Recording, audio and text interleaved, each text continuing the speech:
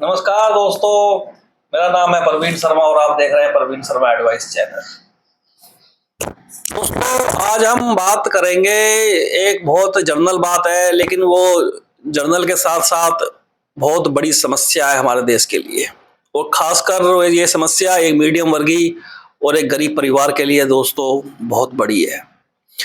तो आइए दोस्तों, वीडियो स्टार्ट करते हैं। स्वागत है आपका प्रवीण शर्मा एडवाइस चैनल में। दोस्तों, चैनल के अगर वीडियो पसंद आए तो चैनल को लाइक और सब्सक्राइब कर दें दोस्तों, और शेयर भी कर दें, क्योंकि ये वीडियो जनहित में है, बहुत लोगों के काम आएगी।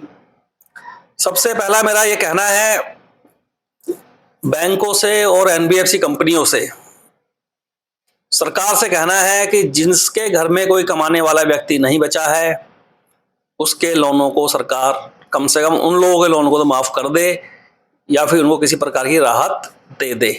या उनके घर में कोई बच्चा है जो 21-22 साल का हो चुका है, उसको कोई भी जॉब लगा दे, कहीं भी छोटी मोटी 4th क्लास की इस तरीके की कोई भी जॉब लगा दे, जिस हिसाब से उनकी पढ़ाई है उस हिसाब से उसकी जॉब लगा दे। और उसमें एक सुझाव ये हो सकता है कि उस बच्चे की जो जॉब लगाई जाए, और सरकार का जो पैसा अगर या बैंकों का पैसा देना है उसकी उस फैमिली को, तो उसकी तनख्वाह में से कुछ कुछ करके काट ले। तो ऐसे करके सरकार का बैंकों का पैसा भी उतर जाएगा और उसका घर परिवार भी चल जाएगा। क्योंकि बहुत सारे परिवार ऐसे हैं जिनके घर में एक ही कमाने वाला था और वो दुनिया छोड़ के चले गया, तो फिर वहां बहुत समस्याएं आ रही हैं। दोस्तों, एक बहुत कॉमन समस्या हमारे देश के अंदर है।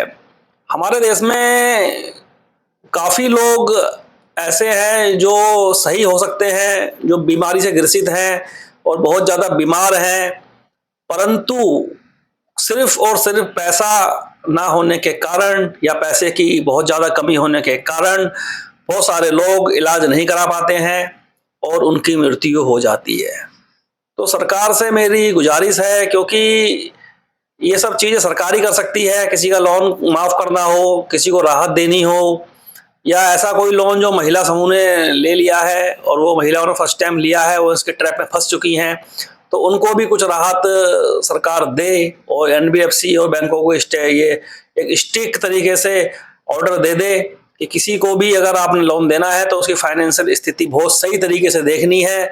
ये नहीं है कि सिर्फ फॉर्मेलिटी पूरी करी और उनको लोन दे दिया। अक्सर लोग वो बिजनेस करते ही नहीं है जिस बिजनेस के लिए लोन लेते हैं।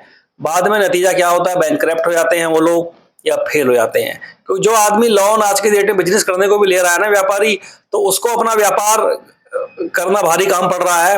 तो फिर एक आम आदमी जिसने सिर्फ एक हथियार को तो बनाया बिजनेस को, लेकिन उस पैसे से वो बिजनेस नहीं करा। तो दोस्तों, एक तो बात ये हो गई। इस बात को लेकर के सरकार से मेरी गुजारिश है, ऐसे लोगों की मदद एक बार तो की जाए। एक बार तो उनकी मदद की जाए जो उनसे गलतियां हुई हैं, भले ही अगले बार से फिर उनको इंटेंशन दे दी जाए, समझा दिया जाए कि आगे से ऐसी गलती नहीं होनी चाहिए। ये तो दोस्तों गलती की बात हो गई, एक आम इंसान से जो हो जाती है। दूसरी बात ये आती है एक मजबूरी, जहां इंसान के पास पैसा नहीं होता है और वो हॉस्पिटलाइज भी नहीं हो पाता है, या हो जाता है तो उसको इतनी गंभीर बीमारी है कि उसके परिवार वाले पैसा उस पर इतना नहीं लगा सकते हैं। तो दोस्तों, काफी लोग ऐसे हैं हमारे देश के अंदर जिनकी मौत सिर्फ इसी कारण से हो जाती है। अगर उनके पास पैसा हो तो वो कम से कम एक दिल में एक ख्वाहिश तो नहीं रहेगी कि भाई हम हॉस्पिटल में जाकर के अपने आप को सही तरीके से ट्रीट नहीं कर पाए या ट्रीटमेंट नहीं कर पाए। क्योंकि दवाइयाँ, ट्रीटमेंट इतने महंगे हैं कि मुझे लगता है कि सरकार का उनके ऊपर कोई अंकुश नहीं है। सरकार से कंट्रोल से बाहर हैं ये हॉस्पिटल्स और ये बड़े बड़े प्राइवेट हॉस्पिटल। उन्होंने अपनी मर्जी से चाहे एमआरआई कराना हो, सीटी स्कैन कराना हो, कोई भी बड़ा टेस्ट कराना हो, चाहे एंजियोग्राफी हो या फिर लीवर का फाइब्रो स्कैन हो, ये सारे टेस्ट इतने महंगे हैं कि एक आम आदमी की पकड़ से बाहर है। तो आयुष्मान कार्ड भी सरकार ने चलाया, परंतु उसका कोई लाभ नहीं मिलता है आम इंसान को। वो सिर्फ एक कहने की बात है कि जी 5 लाख तक का ये कार्ड है और आपको इससे इलाज हो जाएगा। बहुत सारे हॉस्पिटल तो उसको मानते ही नहीं है। तो वो कोई बहुत बड़ी चीज नहीं है। और कम से कम ज्यादा नहीं है तो ऐसे व्यक्ति जिनकी उम्र 60 से ऊपर है, 70 से ऊपर है, ऐसे व्यक्तियों के लिए तो जरूर सरकार को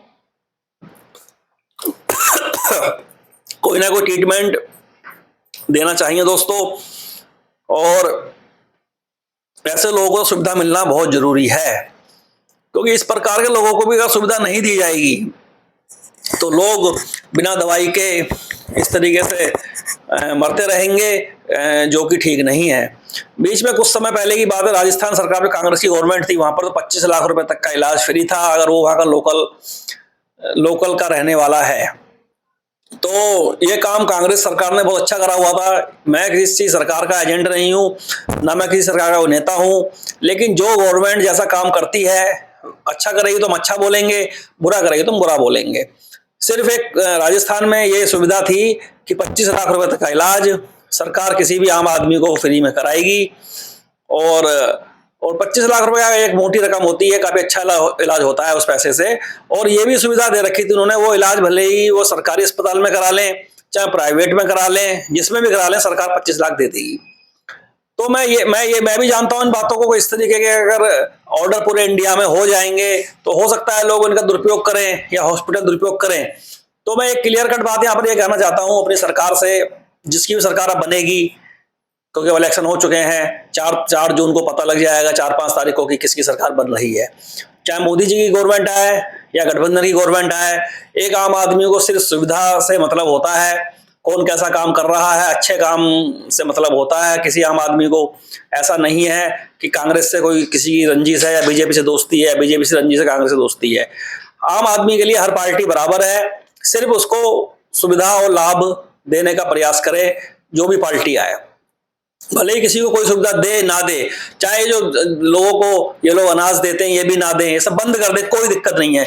इनकी जगह पर एक ट्रीटमेंट का सिस्टम कर दें हॉस्पिटलों के अंदर कि 25 लाख रुपए तक या 30 लाख रुपए तक का इलाज कोई भी आदमी को मिलेगा, ताकि एक आम आदमी, एक गरीब आदमी, मीडियम वर्गीय आदमी पैसे के चक्कर में उसकी जिंदगी ना जाए।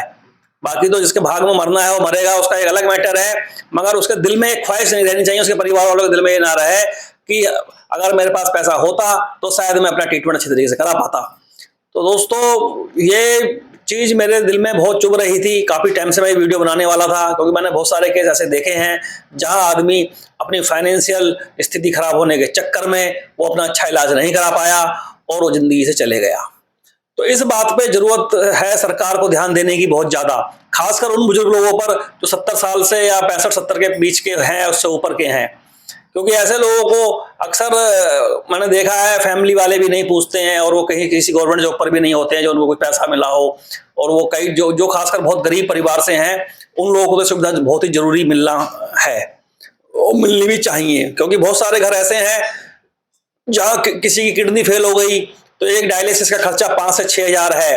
कभी कभी ऐसा होता है हफ्ते में 2 डायलिसिस होते हैं, फिर वो 3 होने लगते हैं। फिर यहाँ तक कहानी आ जाती है कि रोज का डायलिसिस होता है, खून की पलटी होती है, खून को बदला जाता है बॉडी के अंदर। ऐसी ऐसी भयंकर बीमारियां हैं जिनसे पूरा पूरा घर बर्बाद हो जाता है। लोग अपने घर मकान बेच देते हैं, अपनी प्रॉपर्टी बेच देते हैं, अपने जेवर बेच देते हैं, उसके बाद भी उनके हाथ लगती है तो उनके इंसान की सिर्फ मौत। तो उस कंडीशन में भी कोई व्यक्ति बच नहीं पाता है। बहुत सारी जैसे लीवर की बीमारियां हैं, किसी को सिरोसिस हो गया, पेट में पानी भरने लगता है, उस इतनी खतरनाक बीमारी है, उसमें इंसान का बचना बहुत मुश्किल है। तो मैं लोगों से भी ये कहना चाहूंगा, आप लोगों से भी, हालांकि मैं मेडिकल क्षेत्र का एक्सपर्ट नहीं हूं, ना मैं कोई डॉक्टर हूं, लेकिन मुझे फिर भी इतनी जानकारी है, आप साल में 6 महीने में या 2 साल में अपना लिक्विड प्रोफाइल जो टेस्ट है बॉडी के जरूर करवाएं, क्योंकि अगर कोई छोटी बीमारी समय से पता लग जाएगी आपको तो आप उसका ट्रीटमेंट ले सकते हैं दोस्तों। तो सरकार से लास्ट में मेरी यही गुजारिश है कि कम से कम जो लोग गरीब हैं और जो मीडियम वर्गीय लोग हैं जिनके पास पैसे की दिक्कत है, और किसी को कोई बड़ी बीमारी हो गई है जिसका पैसा है, जिसका खर्चा बहुत ज्यादा है, और उसकी बीमारी वास्तव में उसकी बीमारी है और वो कई 2-3 हॉस्पिटलों की रिपोर्टेड आपको दिखाता है या सरकारी की दिखाता है, सर्टिफाइड रिपोर्ट, हाँ भाई ये है कि वो मालूम पड़ जाता है, तो उसको जरूर ट्रीटमेंट सरकार दे, क्योंकि बड़ी बड़ी बीमारियों का इलाज कराना एक आम आदमी के बस से बिल्कुल बाहर है, बिल्कुल बाहर है। दोस्तों आपको ही पता होगा, आपकी रिश्तेदारी जान पहचान में बहुत सारे लोग ऐसे चले गए होंगे जिनको बहुत बड़ी बड़ी बीमारी थी और वो ट्रीटमेंट नहीं करा पाए, वो छोटे बड़े डॉक्टर से दवाई लेते रहे, हेम्योपैथिक दवाई खाते रहे, ये करते रहे, वो करते रहे, उसका कोई फायदा नहीं है। उस बीमारी को बिल्कुल वही इलाज चाहिए जो जो जरूरत है। अब किसी की किडनी फेल हो गई है, तो किडनी की बीमारी अगर ज्यादा हाई स्टेटस तक पहुंच चुकी है, ज्यादा बिल्कुल चौथी पांचवी स्टेज में पहुंच चुकी है, तो उस कंडीशन में आपको क्या लगता है कि कोई दवाई से वो ठीक हो जाएगी? नहीं होगी। तो उसके लिए आपको किडनी का प्लांटेशन कराना पड़ेगा, जो कि बहुत महंगा है। तो उसमें सरकार पूरी पूरी मदद करे कराने के लिए। किसी का लीवर खराब हो चुका है, पूरा वो एडवांस स्टेज में लीवर पहुंच चुका है और स्थिति लीवर की बिल्कुल खत्म हो चुकी है, तो आपको क्या लगता है वो लीवर सही हो जाएगा? बिल्कुल नहीं होगा दोस्तों। कोई होम्योपैथिक दवाई, कोई आयुर्वेदिक दवाई, दुनिया में कोई ऐसी दवाई नहीं बनी है जो इन अंगों को खराब होने के बाद में बिल्कुल जब खराब हो जाते हैं, ये मतलब एकदम आखिरी स्टेज पर पहुंच जाते हैं, उस स्टेज पर पहुंचने के बाद इनके सेल रिकवरी इनकी होना बहुत मुश्किल है। इनका सिर्फ एक ही इलाज है, प्लांटेशन। दूसरा अंग लगेगा, चाहे वो लीवर हो या किडनी हो, जो भी हो। तो बाकी डॉक्टर्स लोग इसके एक्सपर्ट हैं, वो बताएंगे। तो ऐसे मैं तो सिर्फ इस बात को इसलिए कह रहा हूं कि मुझे आपको ये बताना है, सरकार को ये कहना है कि इन बीमारियों में कम से कम व्यक्ति की पूरी हेल्प करें। तो ऐसी कोई भी बीमारी है जिसमें अंग का प्लांटेशन होना है, तो उसमें सरकार पूरी मदद करे और पूरे तरीके से सहयोग दे, क्योंकि बहुत ज्यादा खर्चा होता है इन चीजों में।